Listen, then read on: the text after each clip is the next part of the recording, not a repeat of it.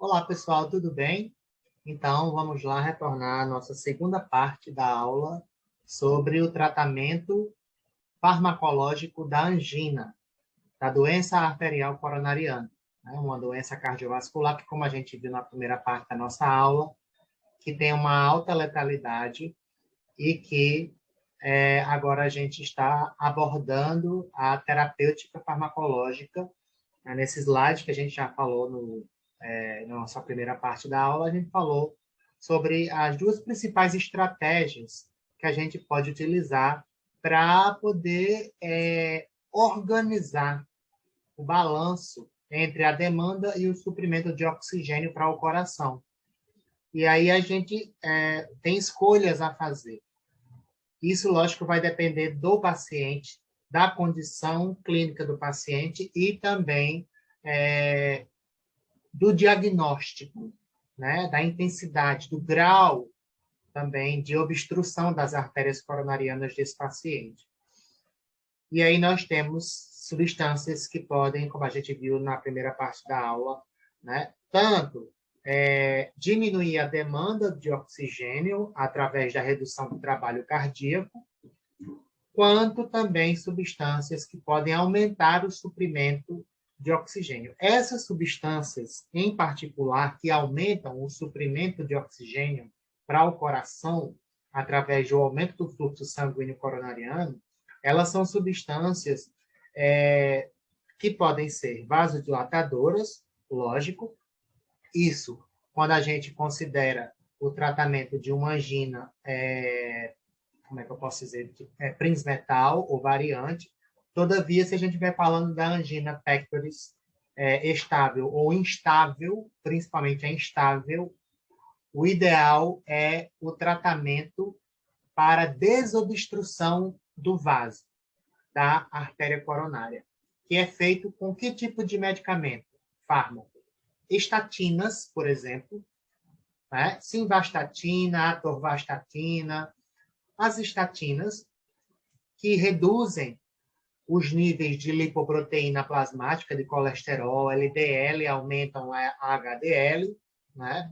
Fármacos também antitrombóticos, né? A exemplo da própria aspirina, que é o ácido acetil salicílico, que tem atividade antiplaquetária, consequentemente, essa atividade antiplaquetária gera um efeito antitrombótico. Então, a gente utiliza essas estratégias farmacológicas dependendo do grau de evolução, né, de obstrução também daquela artéria coronariana do paciente. E isso pode ser diagnosticado, por exemplo, através de exames de contraste, de imagem, de contraste, né? De ressonância magnética, por exemplo, para que a gente veja quão aquela artéria coronária ela está obstruída, isso através da administração de um contraste no paciente, para que esse contraste, durante o exame de imagem, possa nos dar uma ideia de quão aquela artéria coronária ela está obstruída, entendeu? Porque se, no caso, ela estiver obstruída em um grau máximo e o paciente ele estiver com uma sintomatologia severa e o grau de hipóxia alto também, o paciente estiver no ambiente hospitalar, esse paciente ele está numa situação de pré-infarto, né? Ou esse paciente ele já pode até ter infartado, inclusive. Então, quando a gente passa do cenário de angina para infarto, aí a temática e a estratégia farmacológica já é um tanto quanto mais complexa, que a gente já tem que utilizar métodos mais invasivos para poder solucionar, ou métodos menos relacionados à farmacologia, como eu posso dizer, propriamente dizendo. Mas se o paciente estiver, como é que eu posso dizer, com uma angina instável e a gente tiver como diagnosticar essa angina instável antes do paciente evoluir para um infarto, o ideal é tratar esse paciente com alguma substância, algum medicamento, algum fármaco que reduza né, a quantidade de gordura no vaso desse paciente, ou seja, nas artérias coronárias desse paciente, ou que reduza a formação de trombo, ou até mesmo a agregação plaquetária. Por quê? Porque quando você tem a formação de trombo, de placas de ateroma, por exemplo, numa artéria coronária, essa placa de ateroma, que é rica em gordura, ela obstrui o vaso. E, como eu já falei para vocês na primeira parte da aula, essa placa de ateroma ela induz o estresse oxidativo local e também inflamação, e isso é responsável por agregar as plaquetas. As plaquetas que estão naquela região, elas começam a se agregar. Então, é importante a gente já imaginar que o contexto de tratamento medicamentoso de um paciente que tem uma angina instável, ele deve também considerar uma polifarmacologia, ou seja, a utilização de diferentes medicamentos, diferentes classes de medicamentos, de fármacos. Por exemplo, você pode tratar o paciente com aspirina, que é um antiagregante plaquetário, ela vai reduzir a chance das plaquetas se agregarem, formando, por exemplo, uma placa de ateroma maior, entendeu? Você pode, juntamente com isso, usar uma estatina, por exemplo, uma simvastatina, que é a estatina mais conhecida de toda, a torvastatina, para reduzir a quantidade de colesterol que está naquela região, formando a placa. E aí a combinação dessas duas substâncias faz com que essa placa de ateroma ela reduza, o fluxo sanguíneo ele começa a se normalizar, ou seja, pelo menos de forma parcial, você desobstrui o vaso. É isso que a gente tenta como objetivo principal quando a gente utiliza a farmacologia para aumentar o suprimento de oxigênio no paciente portador de doença arterial coronariana. Entre os principais fármacos, dentre os principais fármacos que a gente vai falar agora, a gente vai começar a abordar os nitratos, né, que são doadores de óxido nítrico. Então, a primeira coisa que a gente tem que saber é o que o óxido nítrico faz. Isso eu vou falar daqui a pouco em termos mecanísticos, né, ou biomoleculares. O que o óxido nítrico faz de tão bom para promover a dilatação ou vasodilatação coronariana, por exemplo? É uma substância tão, que eu posso dizer, benéfica, que existem fármacos que são doadores de óxido nítrico e são utilizados para o tratamento da angina estável, instável e também até mesmo da angina Prinzmetal, que é aquela angina variante. Certo? Mas principalmente para o tratamento da angina pectoris estável e instável. Por que esses fármacos eles são fármacos que têm uma utilidade clínica nesse tipo de contexto?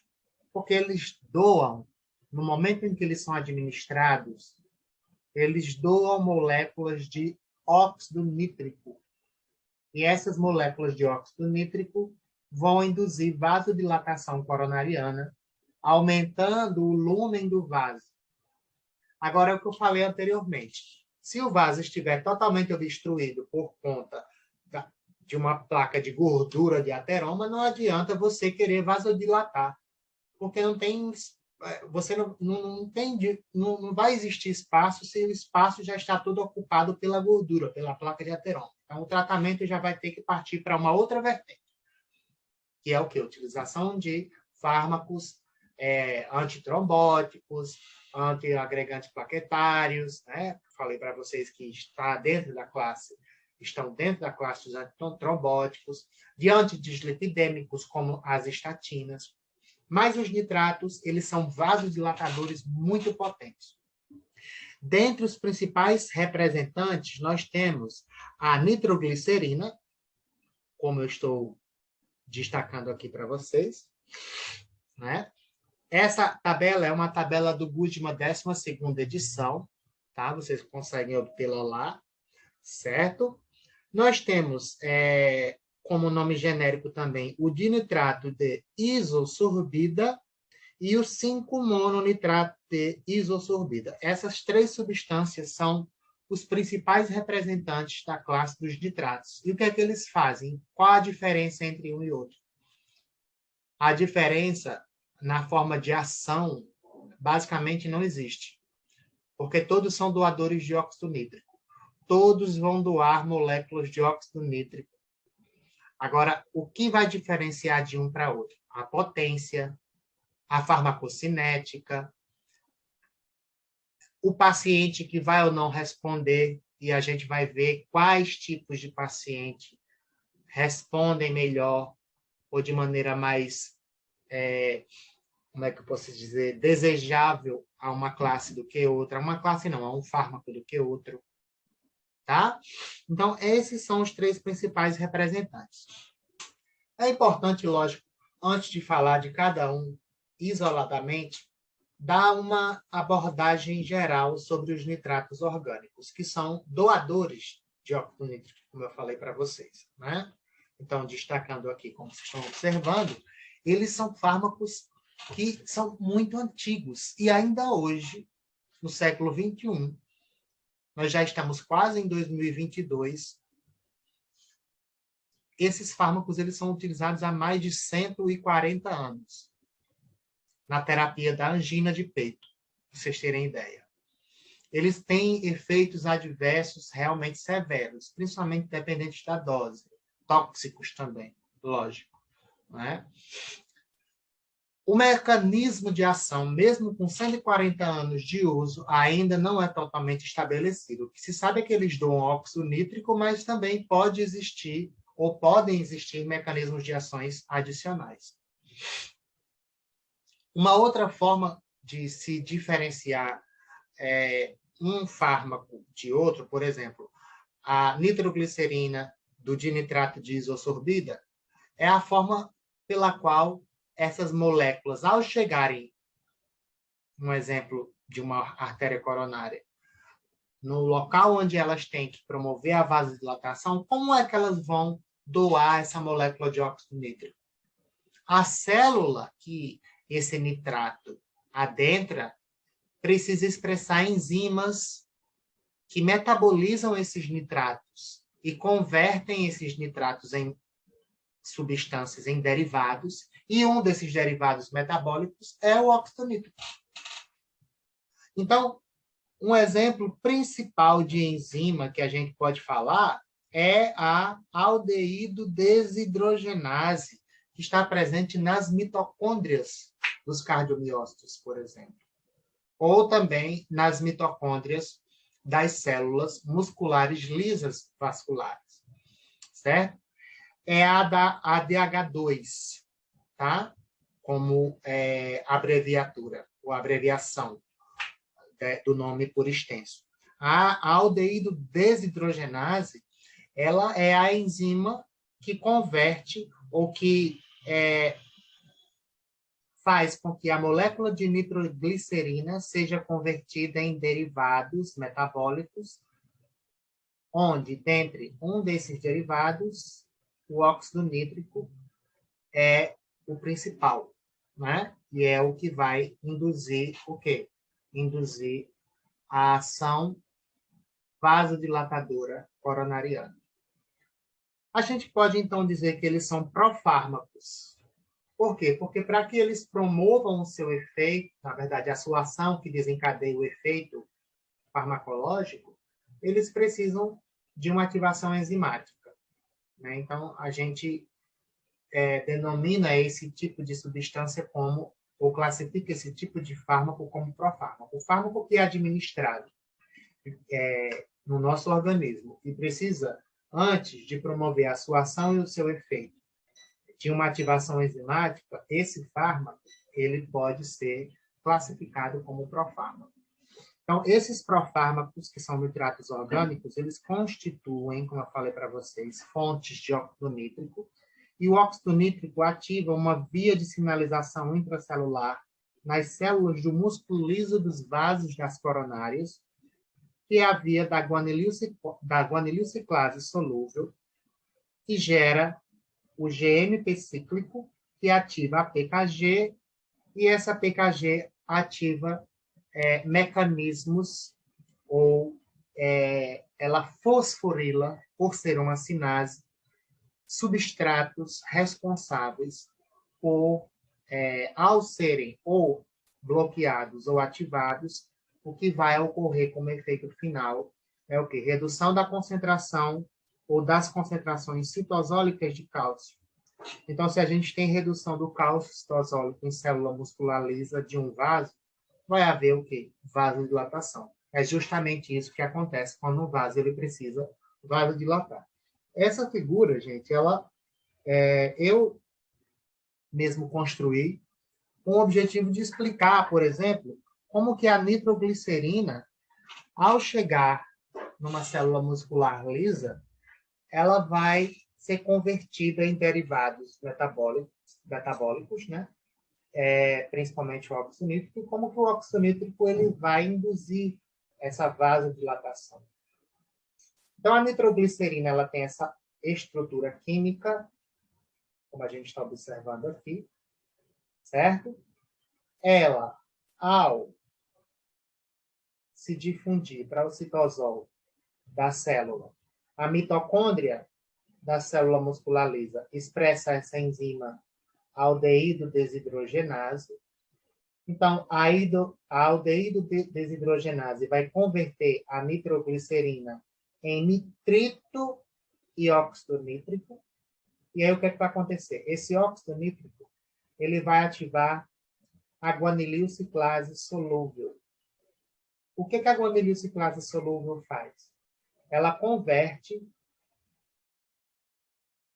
a molécula de GTP, ou uma molécula de GTP, que é um irmãozinho ou uma irmãzinha do ATP, né, um nucleotídeo, em GMP cíclico, uma molécula irmã ou um segundo mensageiro, bem parecida com o AMP cíclico, que é produzido, por exemplo, pela adenililciclase. Mas aqui a gente está vendo uma outra via, né? E uma outra substância sendo gerada. E o que vai acontecer? Quando a guanililciclase ela produz o GMP cíclico, ela vai ativar essa proteína sinase dependente de GMP cíclico. Proteína sinase dependente de GMP cíclico, qual vai ser a sigla? PKG. PK, de proteína sinase, e G, porque ela é dependente de GMP cíclico. Então, essa proteína sinase, o que toda sinase faz? Fosforila substratos. Ela vai fosforilar, por exemplo, canais de potássio que estão presentes ou expressos na membrana dessas células musculares lisas. E essa fosforilação gera a abertura e a ativação desses canais.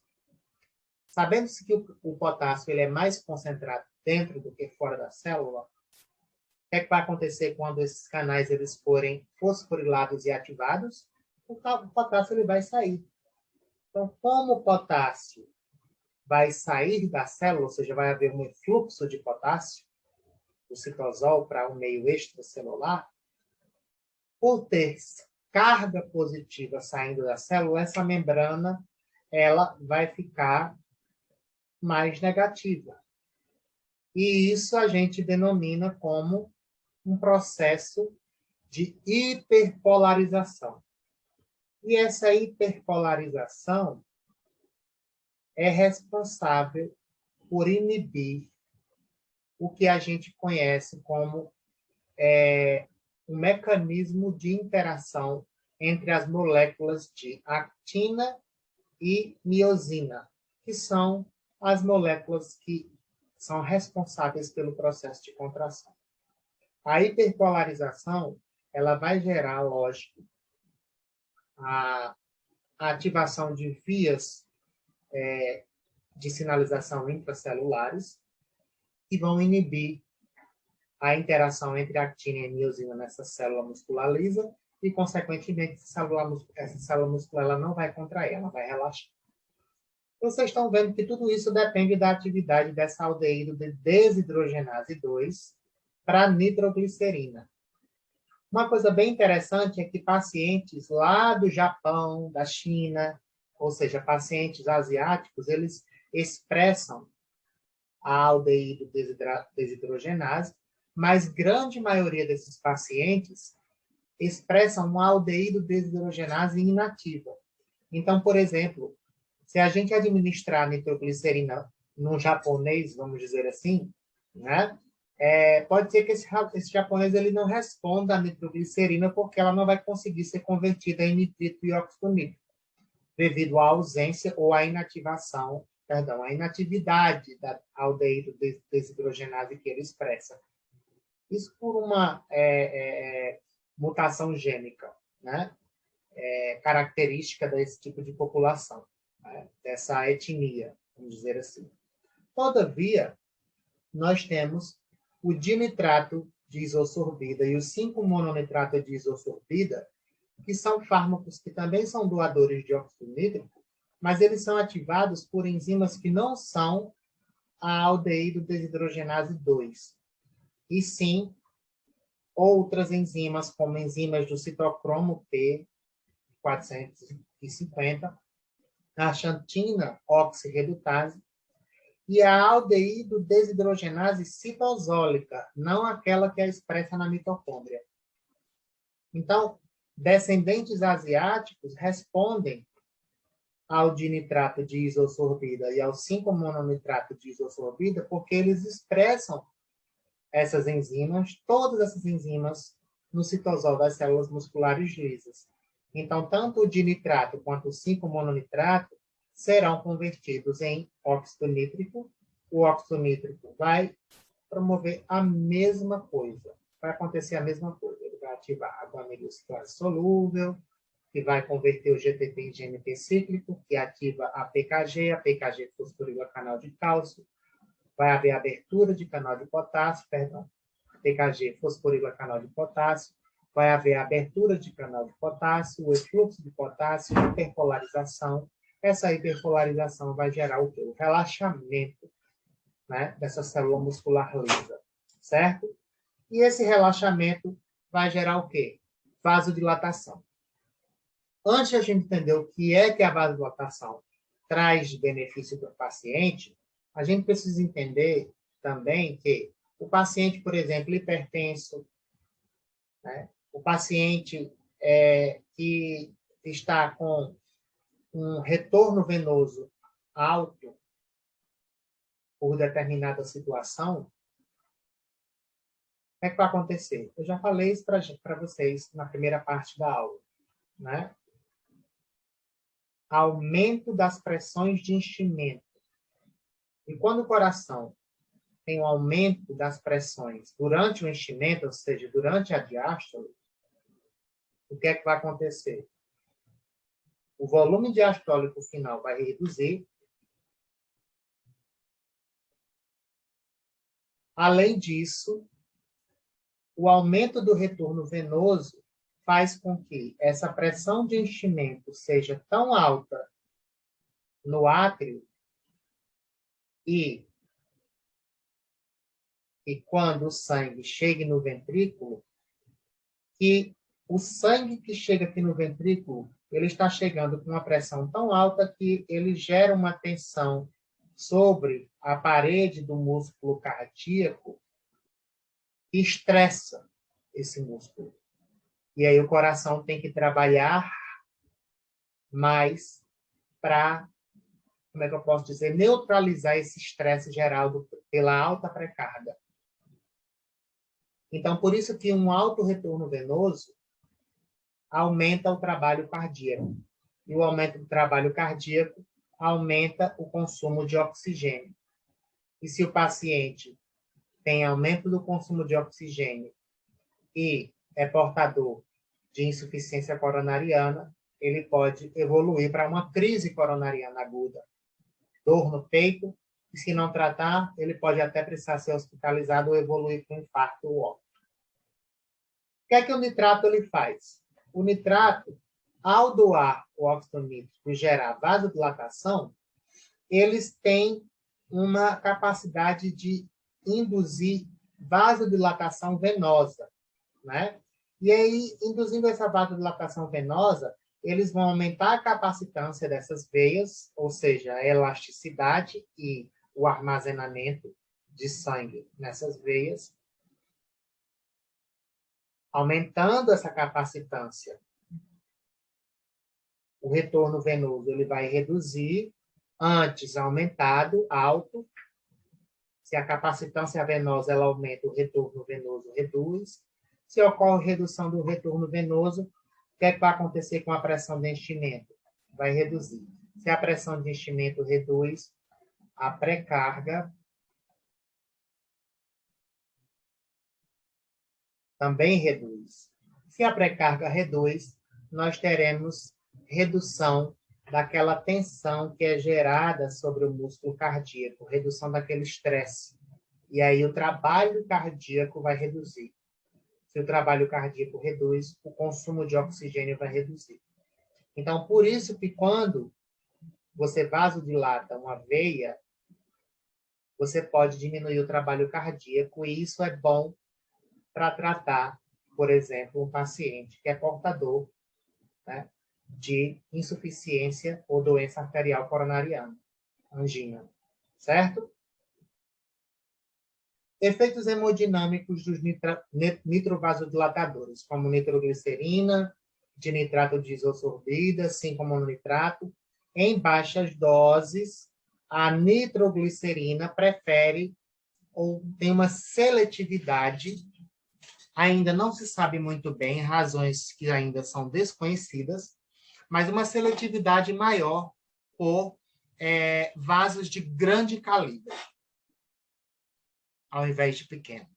Ou seja, vasos que têm um diâmetro maior do que 200 micrômetros. Tá? A nitroglicerina relaxa vasos de condutância, ou veias de condutância. Ela produz venodilatação preferencial. Então, a nitroglicerina ela age preferencialmente em veias do que em artérias. E isso é um tanto quanto benéfico, porque quando uma substância ela promove a vasodilatação venosa sem afetar a hemodinâmica de artérias ou vasos de resistência, a ativação de baroreceptores vai ser menor, não é? Então, se, além disso, além da ativação de baroreceptores ser menor, você também vai ter menos o quê? Ação desses fármacos sobre as arteríolas de pequeno e médio calibre, que são os vasos que regulam a resistência vascular periférica e, por conseguinte, também a pressão arterial diastólica, né? E aí, a pressão arterial, se ela não vai ser alterada quando você utiliza esses fármacos em doses baixas, né? Por exemplo, a nitroglicerina, como a gente está falando aqui, é o que eu falei para vocês.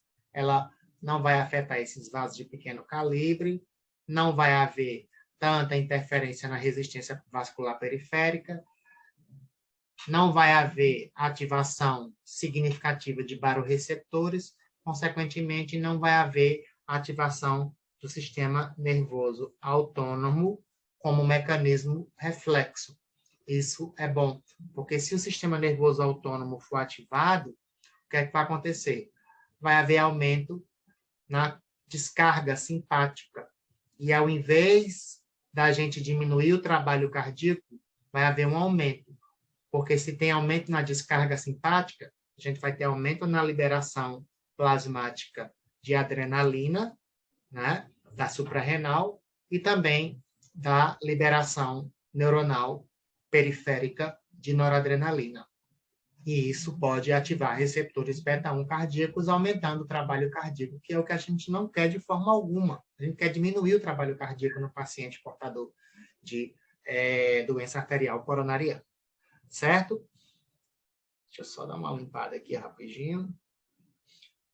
As vantagens é que A nitroglicerina, ela reduz o retorno venoso, a pré-carga, como a gente já falou, e, consequentemente, as pressões diastólicas finais. Esses tópicos aqui, todos eles eu vou deixar nos slides para vocês, tá? Disponíveis. E todos eles a gente já falou, né? Como eles têm pouca influência sobre a resistência vascular periférica e a pressão arterial, eles afetam pouco também a perfusão coronariana durante a diástole, porque se tem menos ação sobre as artérias de pequeno calibre e a resistência vascular periférica, vai ter o quê? Menos ação sobre a pré-carga, perdão, a pós-carga. E isso vai ser benéfico para a perfusão coronariana, devido ao fato do fluxo coronariano ser beneficiado durante a diástole, certo? Pouca ação sobre a frequência cardíaca, exatamente por conta da reduzida atividade barorreflexa, certo? E se tem pouca ação sobre a frequência cardíaca, isso vai melhorar o enchimento ventricular, porque a gente sabe que quanto mais rápido o coração bate, mais difícil vai ser o enchimento desse coração e menos sangue vai entrar. Porque não vai ter tempo, né? Não vai existir intervalo suficiente para entrar a quantidade de sangue necessária para irrigar as coronárias e suprir o oxigênio necessário para aquela demanda naquele momento oportuno. Efeitos hemodinâmicos desses nitrovasodilatadores. Lógico que existem desvantagens. Eles podem comprometer o fluxo sanguíneo coronariano devido à queda da pressão arterial em altas doses. Se você administrar altas doses, né, doses acima, principalmente da janela terapêutica desses fármacos, você pode induzir o quê? Principalmente a nitroglicerina, que a gente viu que tem preferência por veias, a gente induzir a perda da seletividade por veias, e aí ela começa a agir em artérias também. Agindo em artérias vai o quê? Reduzir a pressão arterial, ativar o mecanismo barorreflexo, aumentar a atividade do sistema nervoso autônomo simpático, a atividade de noradrenalina e adrenalina, a ativação de receptores beta-1 cardíacos e o aumento do trabalho, vamos dizer, da frequência cardíaca, tá? Algumas características farmacocinéticas, por exemplo, fármacos de ação curta são geralmente utilizados para terapia aguda, certo, gente? Um exemplo, nitroglicerina sublingual, comprimido, spray, né? Doses estão aqui da nitroglicerina. O início de ação é muito rápido, isso é bom, porque quando o paciente ele entra em crise, rapidamente você faz uma dose sublingual de nitroglicerina e essa crise ela pode ser atenuada ou a gente pode prevenir a evolução da crise para algo pior. O dinitrato de isosorbida também, como comprimido sublingual, o início de ação em apenas 6 minutos e o tempo de a meia-vida de eliminação é em torno de 45 minutos, né? Esses aqui, como a nitroglicerina sublingual, tanto na formulação de comprimido ou spray, tem uma meia-vida muito curta, então ela realmente é utilizada para o tratamento SOS, terapia stand-by, que a gente vai falar daqui a pouco, tá? Aquele tratamento para diminuir aquela crise, aquela dor intensa no peito, mas a gente já vê que o dinitrato de isosorbida, ele tem um início de ação rápido, só que ele já tem, além do início de ação rápido, tempo de ação, ou seja, a meia-vida de eliminação é maior, e muito maior do que a meia-vida da nitroglicerina sublingual. Entretanto, a gente também tem nitrovasodilatadores para terapia contínua, ou seja, diferente da terapia SOS, que é uma terapia salva-vida. O paciente está com dor, vai tomar só naquele momento. Terapia é diferente, contínua é diferente. O paciente tem que tomar de forma contínua aquele fármaco, né, para que o efeito benéfico seja observado durante a terapia.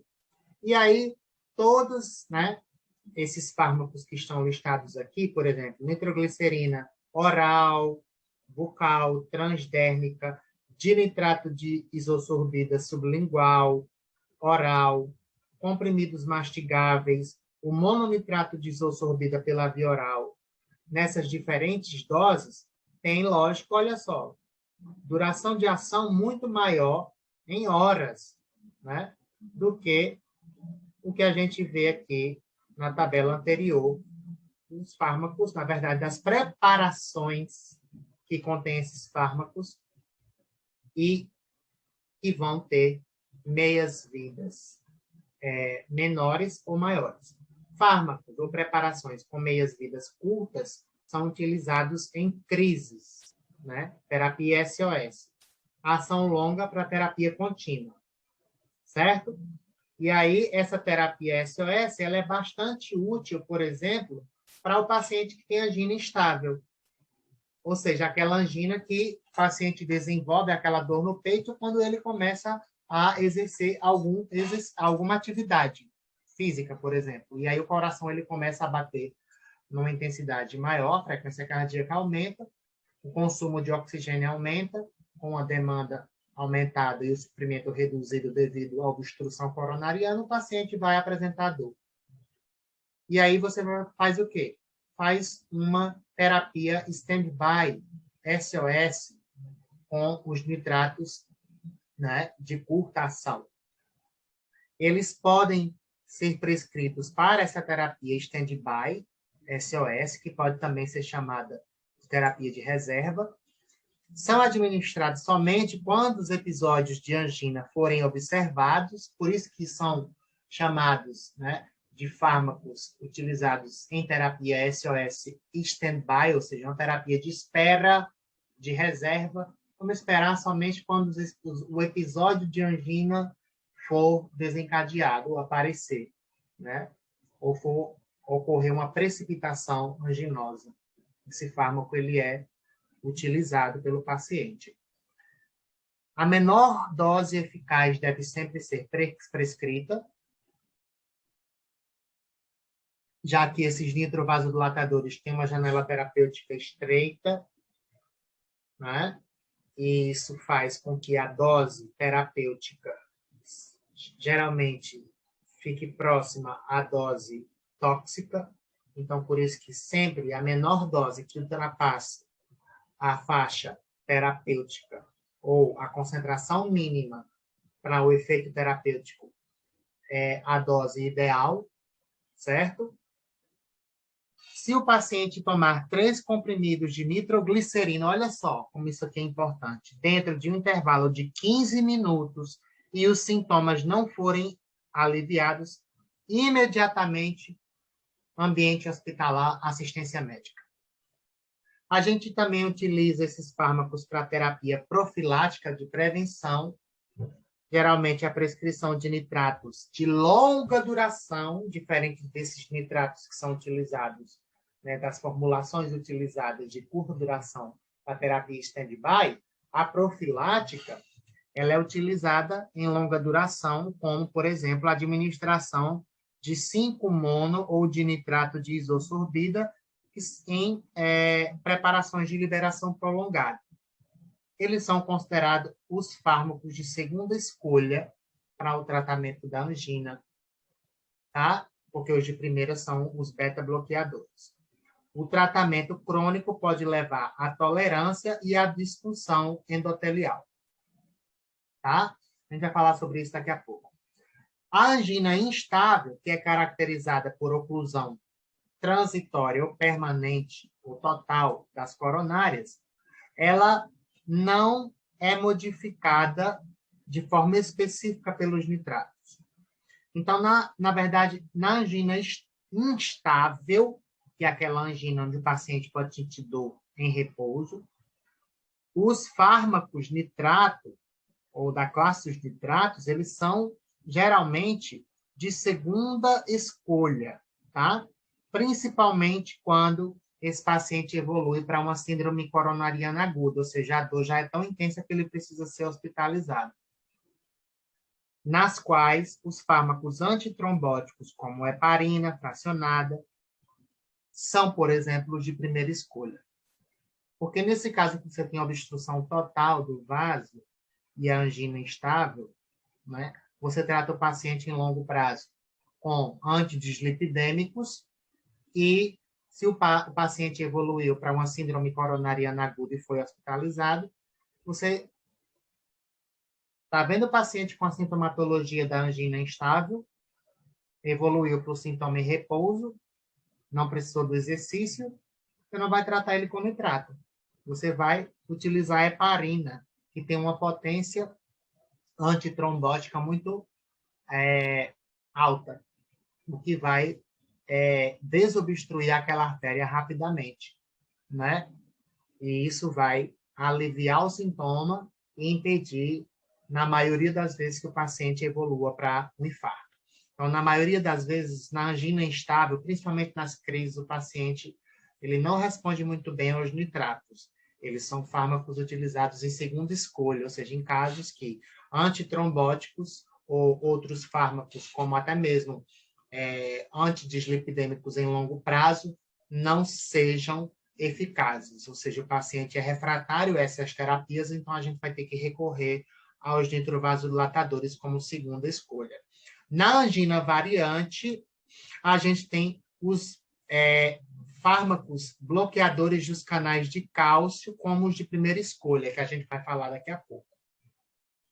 Porque eles influenciam de modo favorável no controle da mortalidade e incidência de infarto em pacientes que têm esse tipo de angina, o que os nitratos não fazem.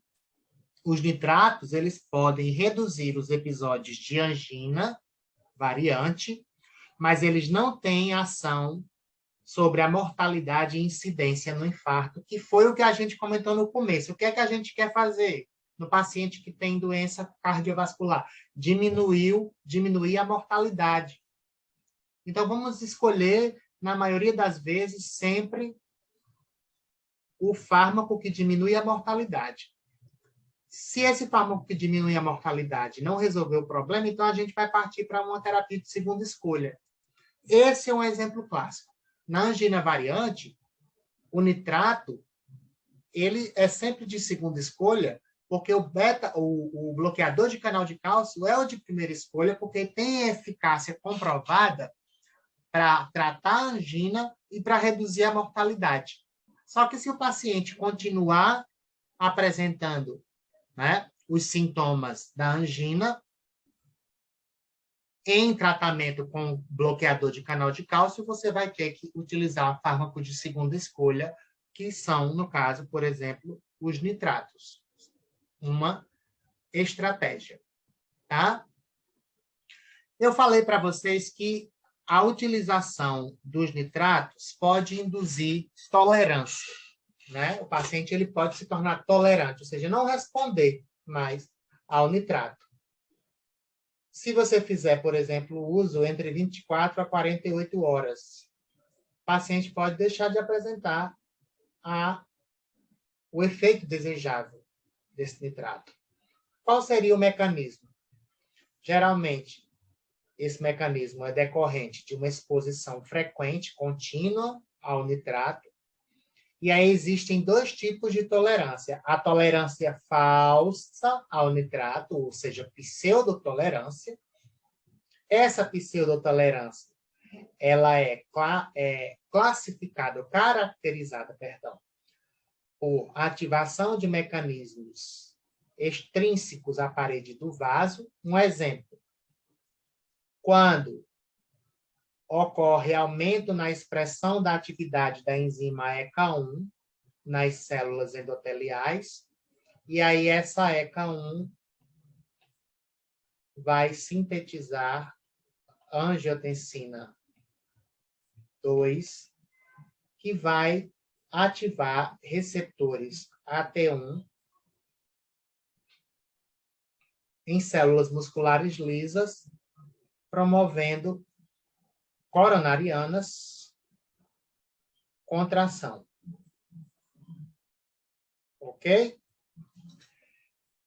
Essa estratégia, na verdade, a estratégia para reverter essa pseudotolerância, ou tolerância falsa, que não é uma tolerância relacionada à molécula do fármaco ou ao alvo que ele age sobre, ou até mesmo a enzima que converte o fármaco em óxido nítrico, e sim, é um mecanismo extrínseco a isso, como exemplo que eu estou falando aqui da ECA1, a estratégia é interromper a terapia em cerca de 8 a 12 horas, principalmente em pacientes que têm angina estável.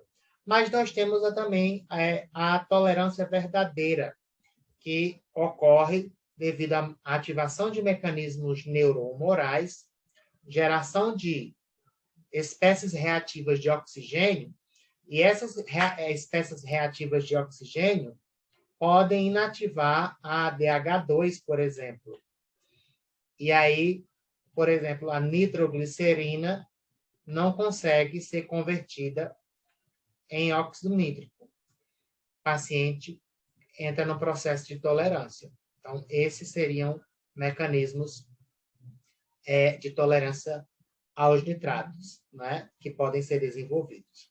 Efeitos adversos, eles podem aumentar a frequência cardíaca e a contratilidade de forma reflexa, dependendo da dose. Com maior a dose, esses efeitos compensatórios devido à ativação de barorreceptores, principalmente, né, aumentando o consumo de O2, reduzindo a oferta, piorando a angina, são efeitos que ocorrem de maneira dose-dependente, principalmente, né? Hipotensão ortostática, particularmente em pacientes que são sedentários, né? Que não se exercitam, ou que passam longos períodos sem se movimentar, certo? Tonteira, síncope, perda da consciência, né? Reações que são acentuadas pelo álcool, lógico, efeitos centrais, cefaleia pulsátil, né?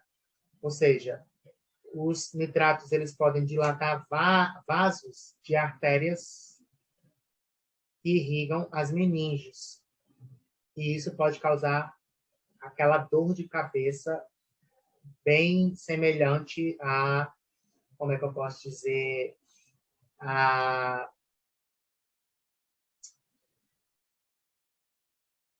dor de cabeça perene, né? A migraína, por exemplo, né? Rubor facial, dilatação de artéria na face, certo? Exantema farmacológico, erupções cutâneas, todos esses efeitos dependentes da dose. Por isso que as doses utilizadas devem sempre serem priorizadas como as menores possíveis. Tá? Aumentar a dose de nitrato é querer causar primeiro tolerância, acentuar a chance de induzir efeito adverso e efeito tóxico. Tá?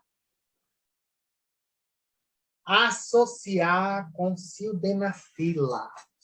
O que é sildenafila, gente? É o fármaco ativo, o princípio ativo do Viagra. Olha só.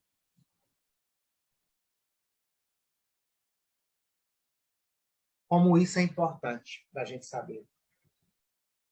Geralmente, paciente que tem doença arterial coronariana já tem uma idade avançada. E esse paciente, se for do sexo, né, do gênero masculino, esse paciente, por apresentar em algumas ocasiões disfunção erétil, faz uso de Viagra, que tem como fármaco, o princípio ativo, a sildenafila, que é um vasodilatador potente. Se você administra nesse paciente que tem disfunção erétil e também tem angina, isso é muito comum? Ou se o paciente faz uso das duas substâncias ao mesmo tempo, interação medicamentosa. Olha aí. O que é que acontece? Sildenafila inibe uma enzima chamada de fosfodiesterase 5. O que é que a fosfodiesterase 5 faz? A fosfodiesterase 5, ela degrada ou inativa o GNP cíclico, que é o segundo mensageiro que vai ativar quem? A PKG. A PKG na célula muscular lisa vai ativar canais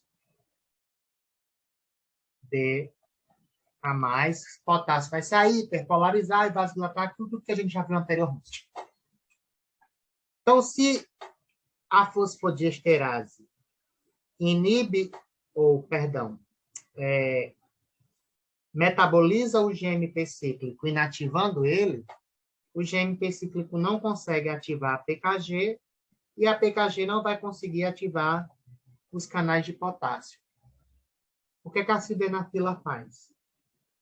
Do Viagra. Inibe a PDE5, que é justamente a fosfodiesterase 5. Se ela for inibida, eu vou limpar isso daqui que eu fiz, essa sujeira. Se a fosfodiesterase 5 é inibida, o que é que vai acontecer? Inibiu isso aqui, aumentou GMP cíclico. Aumento de GMP cíclico, o que é que acontece?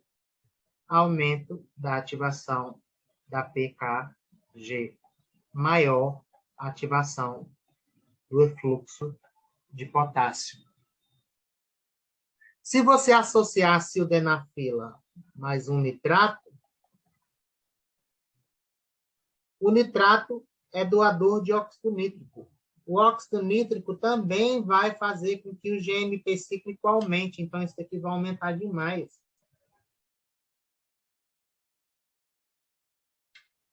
Aumento exacerbado desse segundo mensageiro. Então, a sildenafila, ou seja, o Viagra, né, potencializa os efeitos, ou o efeito dos nitratos, gerando hipotensão grave e até mesmo infarto agudo do miocárdio.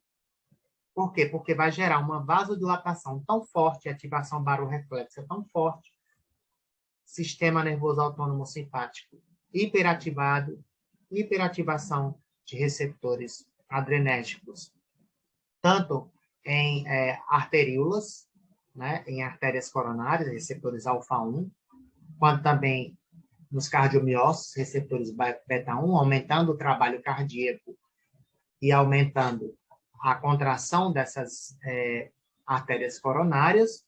E o que isso vai trazer como consequência? Obstrução total do vaso, o paciente vai infartar. Então, associou nitrato com sildenafila, a chance do paciente infartar é muito alta. Por isso que sempre que a prescrição de um nitrato for feita, a anamnese tem que ser minuciosa. Aliás, toda anamnese tem que ser minuciosa, né? Então, aí você faz uso de algum fármaco, por exemplo, da classe de vasodilatadores, quais? O paciente não sabe qual vasodilatador, o que é um vasodilatador, mas você faz qual medicamento que você faz utilização, né? Se o paciente, ele realmente for um paciente que estiver disposto a ser tratado de maneira a atingir o objetivo terapêutico, lógico que ele vai falar, eu também faço a utilização do Viagra. Então, lógico que o profissional, ele não vai utilizar, não vai fazer com esse paciente,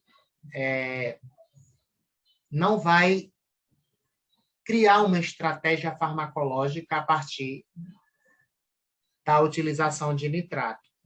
Ou então, ele vai suspender a utilização de sildenafila. Mas, lógico que isso aí vai depender da vontade do paciente, né? Se o paciente quer ou não continuar com a disfunção erétil ou quer ou não continuar com a dor no peito, dependendo do caso da angina que ele está tratando, tá? Pacientes hipersensíveis, também cuidado, né? Alergia aos nitratos, hipotensão grave, estenose valvar aórtica. Os nitratos podem aumentar o volume sistólico anterógrado, que é o volume sistólico que sai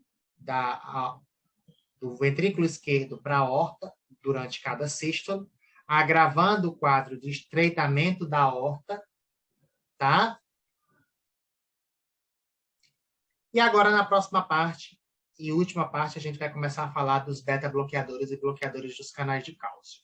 Uma pequena parte, lógico, só para a gente separar essa parte dos nitratos, tem um tempinho agora para respirar e voltar a falar do tratamento da angina com beta-bloqueadores e bloqueadores de canais de cálcio. E a gente volta em poucos instantes. Obrigado e até daqui a pouco, gente.